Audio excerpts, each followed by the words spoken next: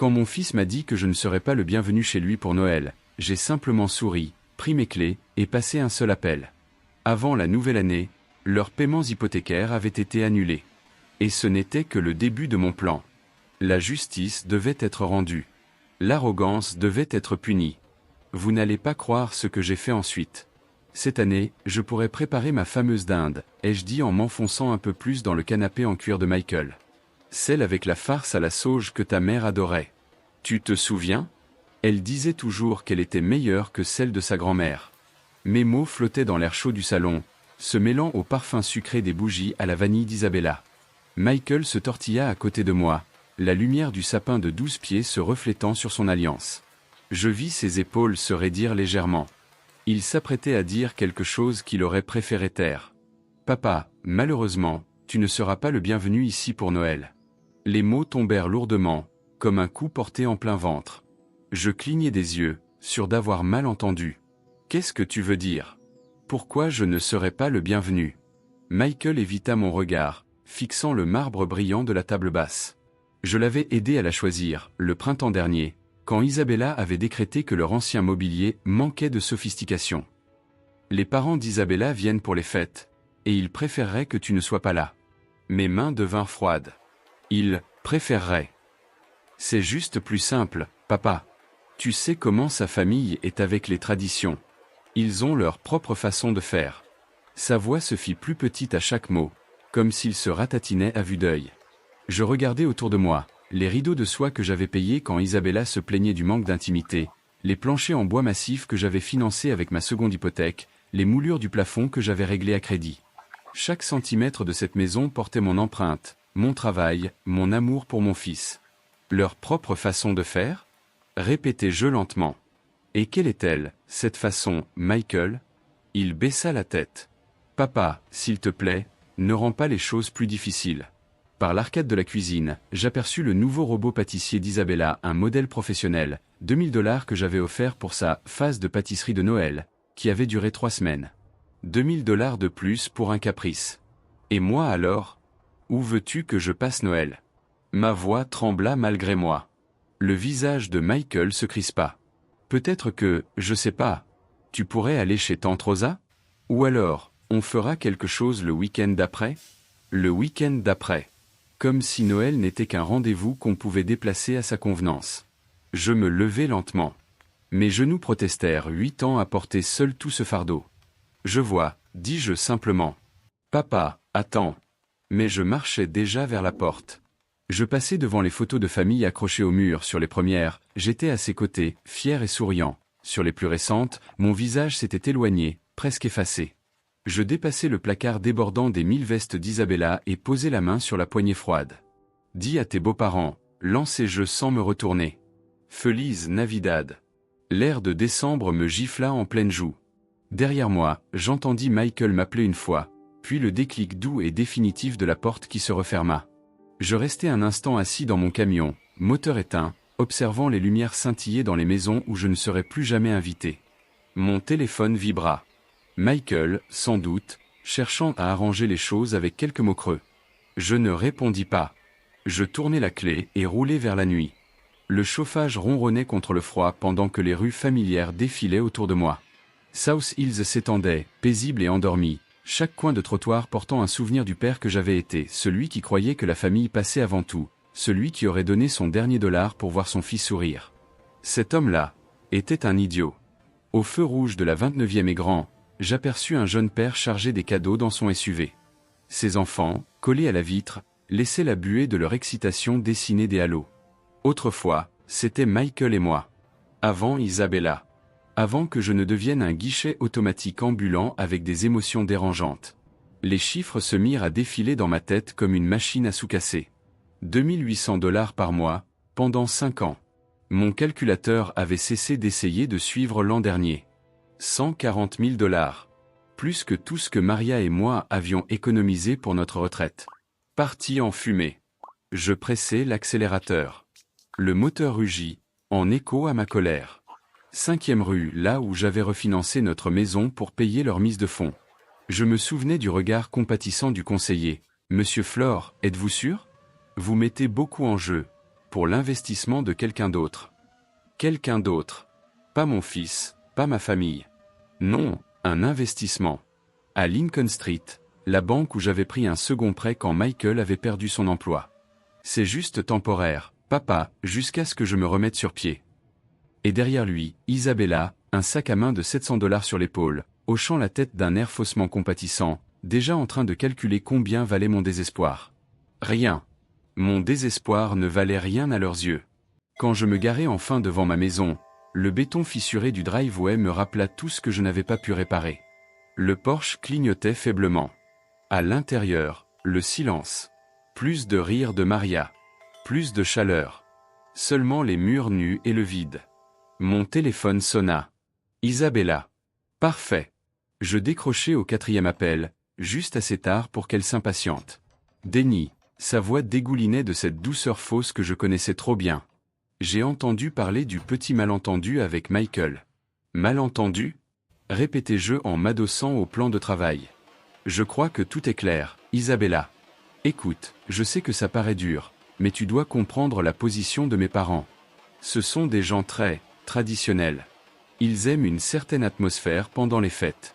Une certaine atmosphère ? Dis-je. Et qu'est-ce que ça veut dire, exactement ? Un bruit de sac plastique. Sans doute ses achats du jour.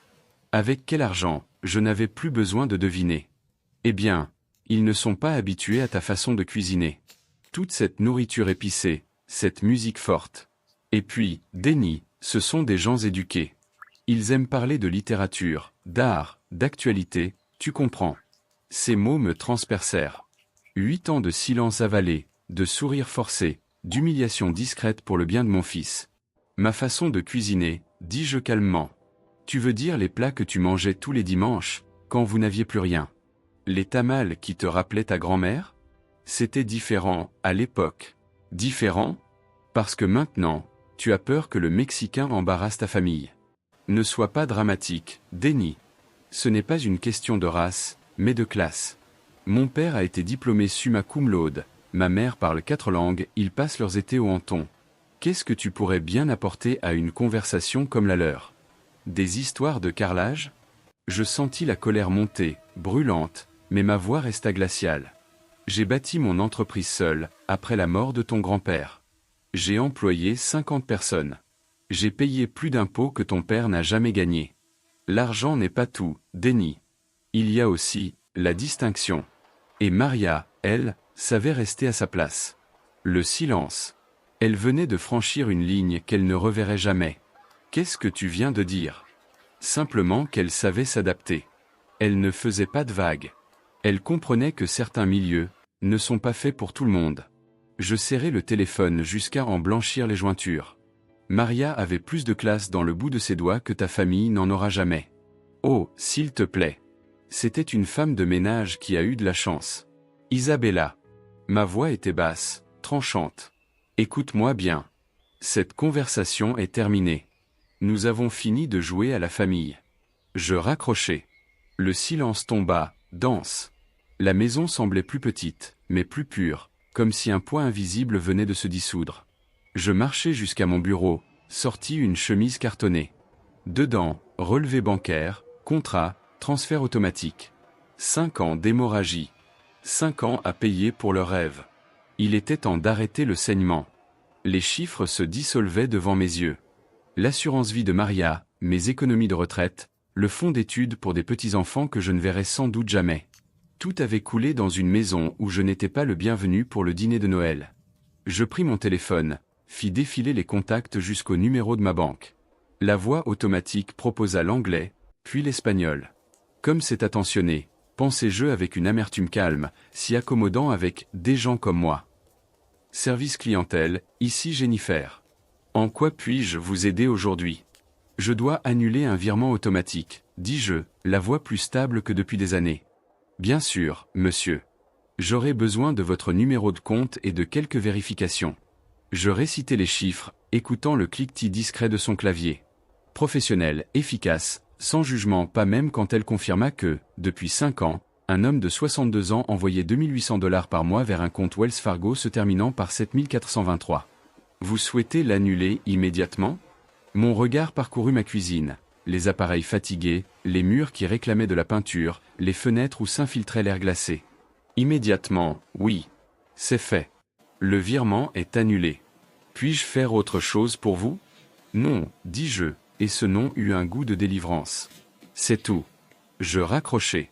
Le silence de la maison vibra doucement, comme après une respiration trop longtemps retenue. Dehors, l'obscurité de décembre s'installait sur Spokane. Les guirlandes clignotaient derrière des vitres où les familles se rassemblaient sans condition, sans masque, sans honte. Pour la première fois en 5 ans, mon budget du mois prochain allait tenir. Depuis la mort de Maria, c'était la première fois que je pouvais envisager de réparer la lumière du Porsche, d'acheter des aliments corrects, peut-être même de m'offrir quelques jours ailleurs. Je rassemblais les relevés, les papiers d'hypothèque, toute la trace écrite de ma générosité. Je marchais jusqu'à la cheminée, craquai une allumette et regardai 5 ans de martyrs partir en cendres. La chaleur caressa mon visage mieux que n'importe quel souvenir récent. Mon téléphone vibra, sans doute Michael qui s'excusait, ou Isabella qui avait besoin d'argent pour des coussins indispensables. Je ne regardais pas. À la place, je me servis un grand bol de chocolat chaud, celui que je gardais pour une occasion spéciale qui n'arrivait jamais. Ce soir-là me sembla assez spécial. Je levai ma tasse vers la photo de Maria posée sur la cheminée, vers l'homme que j'avais été, et celui que je devenais. Joyeux Noël à moi, murmurai-je. Et pour la première fois, je le pensais vraiment. Le lendemain, un matin clair et craquant, la lumière de décembre traversa ma cuisine pendant que je savourais ma 2e tasse de café. Pour la première fois depuis des années, je ne calculais pas la somme qui disparaîtrait dans 3 jours. La liberté avait un goût plus riche que le mélange colombien que je m'étais enfin autorisé. À 10h47, mon téléphone sonna. Le nom d'Isabella clignota comme un avertissement. « Denny », dit-elle d'une voix où perçait déjà l'impatience. « J'ai besoin que tu ailles chercher mes parents à l'aéroport de Spokane. Leur vol en provenance de Portland arrive à 14h. » Je posai ma tasse avec soin, regardant la vapeur s'enrouler comme un ruban. « Isabella, tu as oublié notre conversation d'hier? Quoi que ce soit, passons aux pratiques. Mes parents ont besoin d'un transport, et tu es le seul disponible en journée. » L'audace me coupa presque le souffle. Moins de 24 heures après m'avoir jugé indigne de sa table de Noël, elle me réquisitionnait comme chauffeur. « Et tu me demandes ça parce que... » Parce que la famille s'entraide, Denny. Et soyons honnêtes, tu n'es pas mon adversaire. Tu es trop faible pour l'être. Alors prends ton camion et vas-y. Le coup final, emballé dans un ordre. Quelle compagnie? Demandai-je doucement. Alaska Air, vol 447. Tapis 3 pour les bagages. Et, Denny, choisis une tenue correcte. La chemise bleue de la remise de diplôme de Michael, par exemple. Il remarque ces choses-là. Elle raccrocha sans merci ni au revoir. Je restai un moment à regarder l'écran noir. 14h, vol 447, carrousel 3. L'horloge au-dessus de l'évier indiquait 10h52. Largement le temps. Je me resservis du café, ajoutai une cuillère de sucre, et ouvris les mots croisés laissés la veille. Gratification retardée 12 lettres. La réponse viendrait bien. À 14h15, j'étais confortablement installé dans mon fauteuil préféré. Une tasse d'Earl Grey fumant, le dimanche du Spokesman Review ouvert sur mes genoux. Le mot croisé d'hier était complété. Gratification retardée. Report. Mon téléphone vibra. Isabella. Je laissai sonner. Le soleil de décembre tapissait le salon d'une lumière oblique. Le silence avait une nouvelle texture, méritée, choisie. À 14h47, un message apparut. « Papa, t'es où ? Mes parents sont... » Je retournai le téléphone, face contre la table, et passai à la rubrique sport. Les Seahawks avaient encore perdu. Certaines choses ne changent pas. À 15h30, 6 appels manqués. Le journal terminé.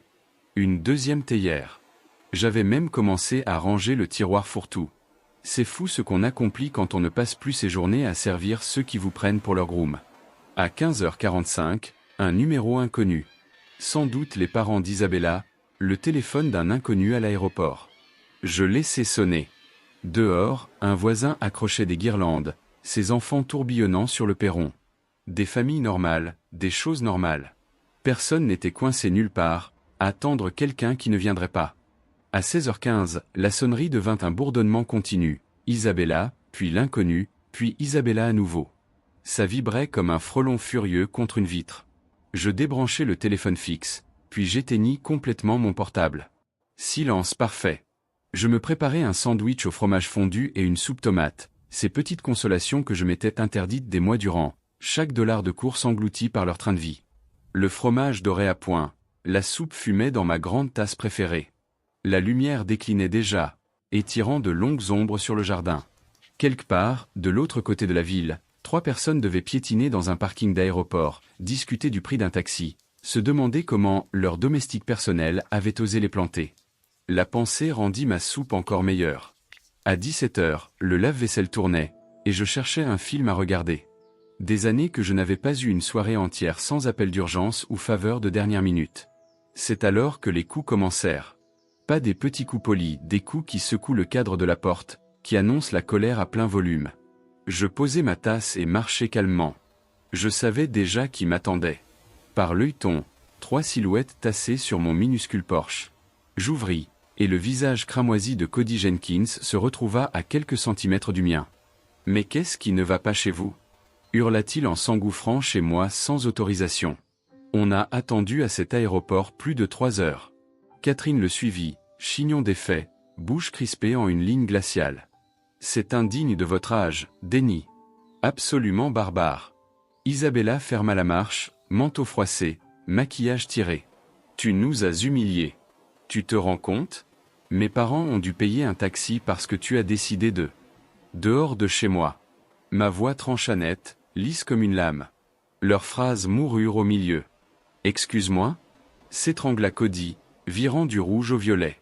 Tu n'es pas en position de « c'est ma maison », dis-je doucement. Et je vous veux dehors, maintenant. Catherine avança, l'intonation hautaine d'une vie passée à regarder les autres de haut. Déni, vous ne mesurez pas l'ampleur de votre erreur. Mon mari a des relations dans toute la ville, affaires, cercles sociaux. On ne traite pas des gens comme nous deux. Considérez ceci comme une leçon, répondis-je en la regardant droit. Une leçon sur votre arrogance et la façon dont vous traitez ceux que vous jugez inférieurs. La bouche d'Isabella s'ouvrit, sidérée. Une leçon? Mais pour qui te prends-tu? Tu n'es personne. Je suis quelqu'un qui a cessé d'être votre banque et votre chauffeur. J'ouvris la porte plus grand. La leçon est terminée. Dehors. Cody pointa un doigt vers ma poitrine sans oser me toucher. Tu n'as aucune idée de qui tu provoques, le vieux. Je suis ici depuis plus longtemps que toi. Je connais des gens importants. Des gens capables de rendre ta vie très, très compliquée. Est-ce une menace, monsieur Jenkins? C'est une promesse. Abandonner des personnes âgées à l'aéroport. Tu crois que ça passera sans conséquence? Tu vas apprendre ta vérité. Catherine hocha la tête, sourire aussi tranchant qu'un éclat de verre. En effet, déni, les actes ont des conséquences. Et les vôtres seront publics. Papa, on s'en va, coupa Isabella en tirant le bras de son père. Ce vieil homme pathétique ne mérite pas notre temps. Ils sortirent comme une armée vaincue. Cody se retourna une dernière fois. Tu vas regretter ça. Je te le garantis. Je refermai, tournai le verrou avec un déclic satisfaisant. Par la fenêtre, je les vis grimper dans leur voiture de location, se disputant encore en disparaissant dans la nuit de décembre. La maison parut plus propre sans eux, comme si leur présence avait laissé une tache que l'air commençait enfin à dissiper. Leurs mots résonnaient pourtant, conséquences publiques, gens importants, connexions. Je repris ma tasse, encore tiède. Pour la première fois depuis le début de cette histoire, je ressentis un soupçon d'inquiétude, vite balayé par quelque chose de plus fort, l'anticipation. 3 jours plus tard, en feuilletant mon Spokesman Review du matin, je tombais sur mon propre visage en page 3. Le titre annonçait « Un entrepreneur de Spokane abandonne un couple âgé à l'aéroport pendant les fêtes. Tempête hivernale. » Mes mains se figèrent autour de la tasse. Ma photo, en noir et blanc, une vieille image tirée du site de mon entreprise, me fixait depuis la page. Dessous, un article qui me glaça le sang autant qu'il attisa ma colère. Cody et Catherine Jenkins, présentés comme un couple âgé, venu passer Noël en famille, abandonné, à l'aéroport pendant plus de 4 heures. Vigilance tempête. Alors qu'il avait fait 11 degrés et grand soleil. Nous n'arrivions pas à croire qu'on nous laisse comme ça, disait Cody, banquier, retraité et respectable. Nous avons appelé sans cesse. Monsieur Flore n'a pas répondu. Nous avons dû payer un taxi cher dans des conditions dangereuses. À notre âge, c'est plus qu'un manque de considération, c'est dangereux. Puis venaient les insinuations, mon comportement erratique, des inquiétudes sur mon état mental. Cody et Catherine s'étaient peints en victimes parfaites, livrées à la cruauté d'un vieil homme instable. Aucune mention de l'exclusion du dîner de Noël, aucune allusion aux exigences d'Isabella ni à leurs années d'exploitation. Juste moi, le méchant, qui aurait abandonné de pauvres visiteurs, dans une tempête imaginaire. Je relus l'article une fois. Puis deux. La signature, Patricia Morrison, rubrique Lifestyle. Le nom ne me disait rien, mais la méthode, si. Cody avait activé ses relations, poussé l'histoire au bon endroit pour faire un maximum de dégâts. Intelligent. Vraiment. Pour la première fois depuis le début, je ressentis une forme de respect glacé pour mes adversaires. Il n'était pas seulement capricieux, il savait manier la réputation, et dans une ville comme Spokane, la réputation est tout. Un article bien placé pouvait défaire des décennies de travail. Ils avaient déclaré la guerre. Je pliai soigneusement le journal. Ma tête passa en mode chantier, l'organisation froide qui m'avait permis de bâtir mon entreprise. Ce n'était plus une histoire d'aéroport, ni même de dîner manqué. C'était une question de victoire. J'ouvris mon ordinateur. Nom, profil, réseau, Cody Jenkins, Catherine, Isabella, leurs connexions, leurs habitudes, ce qu'ils avaient offert au monde à travers leurs publications. S'ils voulaient jouer aux échecs, j'allais leur montrer ce qu'était un vrai stratège. Nous étions le 18 décembre. 7 jours pour préparer quelque chose qu'ils n'oublieraient jamais. Pendant 3 jours, je vécus dans un autre monde. Pas celui du père que l'on piétine, mais celui de l'entrepreneur lucide. Les onglets se superposaient comme des cartes de tarot. Cody, ancien cadre bancaire, membre d'un club UP, trésorier d'une association d'affaires, un homme qui tenait à sa respectabilité. Catherine, instant parfait, déjeuner caritatif, dégustation, photos de vacances bénies. Tout savamment mis en scène. Isabella, enfin, dont la chronologie disait la vérité, notre belle maison, notre cuisine, que j'avais payée, restaurant chic, précisément les mois où je réglais leur facture d'énergie. La pièce manquante vint de la page LinkedIn de Michael, une nouvelle connexion, Patricia Morrison, la même journaliste. Le pont était là. 3 recherches dans les annuaires locaux, et l'évidence, des relations communes entre Cody et le supérieur de Patricia. L'article n'était pas tombé du ciel, il avait été planté. Alors j'ouvris un document, pas une réponse, non. Une chronologie. 5 ans d'aide financière alignée noir sur blanc, relevés bancaires, reçus, chèques annulés. L'apport initial, 47 000 $ de mon prêt hypothécaire. La cuisine en granit indispensable, 18 000 sur ma carte. 60 mensualités à 2800 $, 168 000. Plus les meubles. Plus les appareils. $250 000 au total. Le 24 décembre, Isabella devait recevoir 12 convives, c'était écrit sur son événement en ligne. Des gens qui lisaient le journal, qui formaient des opinions. Des gens qui méritaient de savoir. J'imprimais les photos de leur train de vie, les postes fanfarons, les factures correspondantes. 12 dossiers identiques. En tête, l'article, couvert de mes annotations en rouge. Le soir venu, j'enfilai mon costume bleu marine, celui des adieux à Maria. Un autre adieu m'attendait, celui du paillasson que j'avais été. À 18h45, je me garai. La maison brillait, la rue pleine de voitures. J'entendis les rires avant même d'entrer. La porte n'était pas verrouillée. Ici, on n'a rien à craindre, disait souvent Isabella. Je traversai le hall, le porte-document en main. 12 visages se retournèrent. Surprise, gêne, stupeur. Bonsoir à tous, dis-je calmement. J'espère que ça ne vous dérange pas que je me joigne à vous. Déni, c'est inapproprié. Tu dois partir, lança Isabella. Au contraire. Vos invités méritent de savoir qui a payé ce dîner, cette maison, ce décor. Je fis le tour de la table et posai un dossier devant chacun. Relevé bancaire, 5 ans d'aide, 168 000 $ rien que pour l'hypothèque, plus l'apport, plus les travaux, plus le mobilier. Le silence se fit.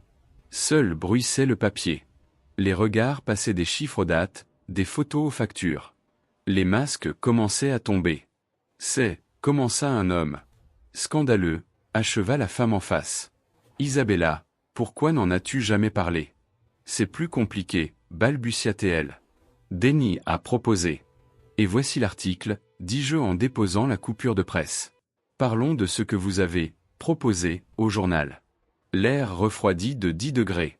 Monsieur Jenkins a actionné ses relations pour me faire passer pour instable, continuai-je. Tempête, danger. Il faisait doux et clair. Ils n'étaient pas des touristes perdus, ils venaient au Noël dont on m'avait exclu. Catherine. Souffla une amie, mal à l'aise. Dis-moi que ce n'est pas. Il déforme tout. Tonna Cody, déjà moins sûr. Cet homme a des problèmes. Des problèmes financiers? Je faillis rire. J'ai versé près de 3000 par mois pendant 5 ans. Les seuls problèmes d'argent, Cody, sont ceux que vous allez bientôt affronter. Je me tournai vers Michael. Ils m'ont pris plus de 200 000 $, m'ont insulté derrière mon dos, m'ont banni de Noël. Puis ont tenté de me détruire en public quand j'ai dit « Stop ». Papa, je ne savais pas pour l'article, murmura-t-il. Ta femme savait. Et ses parents ont orchestré le reste. Les regards autour de la table changèrent de camp. Une femme aux perles posa le dossier, la voix ferme. C'est inexcusable. Profiter de sa générosité, puis le salir. Cody bredouilla. Catherine tenta un, il nous a laissés. Après que vous m'avez déclaré indésirable, répondis-je. Après 5 ans de chèques et de mépris. Je refermai mon porte-documents. Profitez bien du repas. C'est le dernier que je paie. Je sortis tandis que la façade sociale s'effondrait derrière moi. Exclamations, questions, colère. La plus belle musique de Noël que j'ai jamais entendue. Le temps passa. Un mardi de mars, une lettre recommandée, mise en demeure. 3 mensualités impayées. 14 jours avant saisie. Je reposai l'enveloppe et repris ma tasse. L'orage ne me concernait plus. Michael finit par frapper à ma porte. Amaigri, froissé, les yeux cernés. « Papa, il faut qu'on parle. » Il regarda ma maison neuve de soins. Meubles simples, murs repeints, petites réparations enfin faites. L'argent dépensé chez moi. « Tu as une belle maison, dit-il. Voilà ce qui arrive quand on cesse de financer la vie des autres. » Il s'assit au bord du canapé. « Je suis désolé. Pour Noël, pour l'article. Pour tout. Je n'ai pas su te défendre. »« Non, dis-je. Tu ne l'as pas fait. » Le silence pesa. Puis, la maison part en saisie. On ne peut pas payer sans. Sans mon argent, complétai-je. Sais-tu combien j'ai donné? Isabella a tout additionné. Plus de 200 000. 237 468, précisai-je. Je connais le chiffre exact. Il baissa la tête. Je ne sais pas comment réparer. Tu ne peux pas. L'argent est parti. Les années aussi. Il inspira, comme pour se redresser. Alors, on peut recommencer? Tu me demandes de reprendre les paiements? Son espoir se brisa net. On va tout perdre. Tu trouveras une solution comme je l'ai fait quand j'ai perdu mon fils de cœur. Vendre, travailler, vivre selon tes moyens. C'est ce que font les adultes. Il pleura doucement. Je t'ai perdu, n'est-ce pas? Tu ne m'as pas perdu, Michael, tu m'as donné. C'est différent. Tu peux me pardonner? Je t'ai pardonné il y a des mois. Mais pardonner ne veut pas dire revenir en arrière. Si tu veux une relation, construis-la. Avec respect. Avec des choix justes, pas faciles. Et la prochaine fois que quelqu'un tente de m'exclure, souviens-toi qui agit en famille. Il hocha la tête.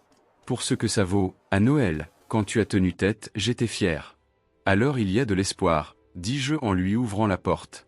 Après son départ, je bus une tisane sur le perron. Le printemps arrivait, léger, prometteur. Maria était partie depuis 8 ans. J'en avais gâché 5 à m'oublier. Je n'en gâcherai plus. Un message de Rosa, dimanche, dîner. Les enfants veulent te montrer leur projet. Je souris, je ne raterai ça pour rien au monde. La vraie famille, finalement, ce sont ceux qui veulent de vous. Le reste n'est qu'un théâtre coûteux. Et j'en ai fini d'acheter des billets pour une scène où l'on ne m'invite pas. Abonnez-vous pour plus d'histoires comme celle-ci. Et dites-nous en commentaire ce que vous auriez fait à sa place.